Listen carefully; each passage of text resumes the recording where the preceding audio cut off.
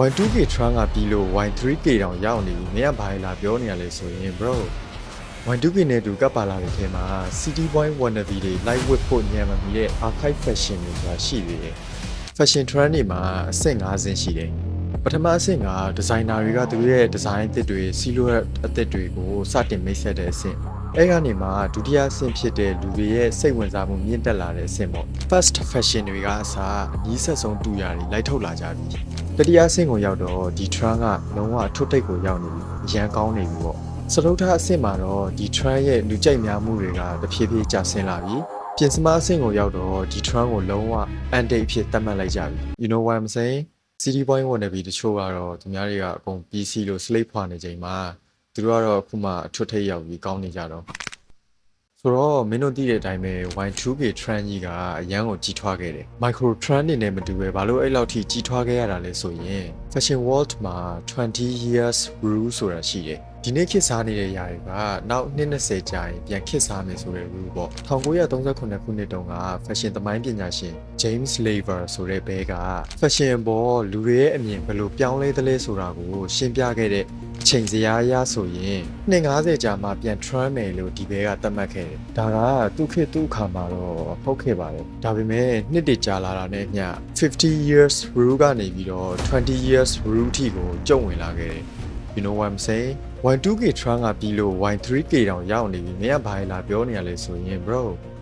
Y2K နဲ့တူကပ်ပါလာတဲ့ထဲမှာ City Boy wannabe တွေ live whip ဖို့ညံမမီတဲ့ archive fashion တွေဆိုတာရှိသေးတယ်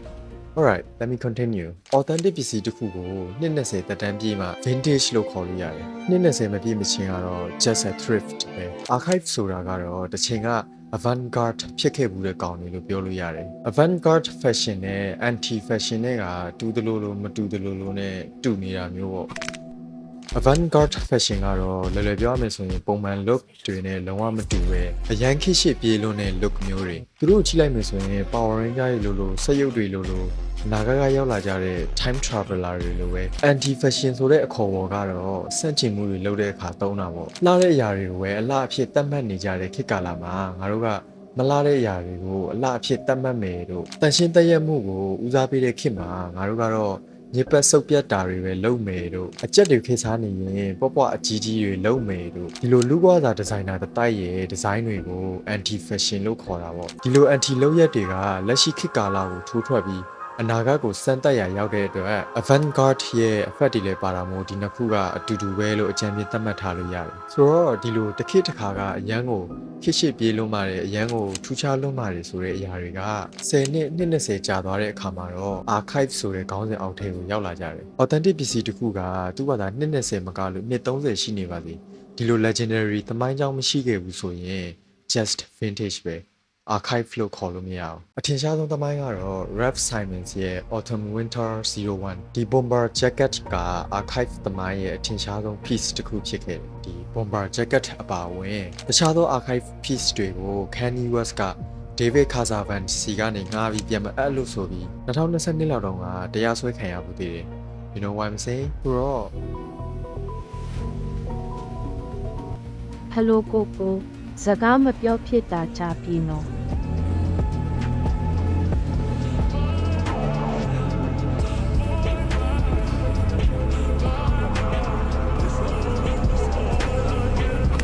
Alright so မင်းတို့ TikTok မှာတွေ့နေတဲ့ VK hashtag archive hashtag တွေနဲ့မဲနဲ့ကောင်းနေတော့ဘာကောင်းနေလဲသူတို့ကတော့တကယ်ပဲ archive piece အစ်စ်တွေကိုတုံးထားကြလို့ archive ဆိုတဲ့ hashtag ကိုသုံးနေကြရလား1980လောက်တုန်းကဂျပန်မှာ visual kei ဆိုတဲ့ music and fashion movement ကြီးပေါ်လာခဲ့တယ်အမျိုးအစားခွဲတွေအနေနဲ့ Oshare kei, Nagoya kei နဲ့ Angura kei တို့လိုအမျိုးအစားခွဲတွေလည်းပါဝင်ခဲ့တယ်အနောက်တိုင်းက glam rock punk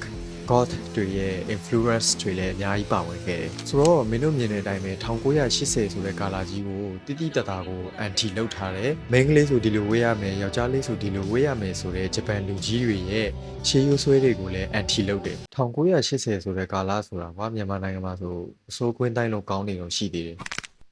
ဆိုတော့ဒီလို legendary သမိုင်းကြောင်းတွေရှိခဲ့တာဖြစ်တဲ့အတွက်ဆယ်စုနှစ်တကြာလာတဲ့အခါမှာတော့archive ဆိုတဲ့ခေါင်းစဉ်အောက်ထဲကိုရောက်လာကြတယ်။ဒါဆိုအခုလက်ရှိဒီ culture တွေက Gen Z တွေက archive piece အစစ်တွေကိုသုံးပြီး style လုပ်နေကြတာလားဆိုရင်ဝင်နိုင်တဲ့ကောင်သုံးတယ်မဝင်နိုင်တဲ့ကောင်မသုံးဒါပဲအများစုကတော့ thrift ထဲက style လုပ်ကောင်းမဲ့ piece တွေကိုဝယ်ပြီးတော့ style လုပ်ကြတယ် city boy wannabe တွေမဖြတ်တမ်းမှုတဲ့ lifestyle တွေပါတော့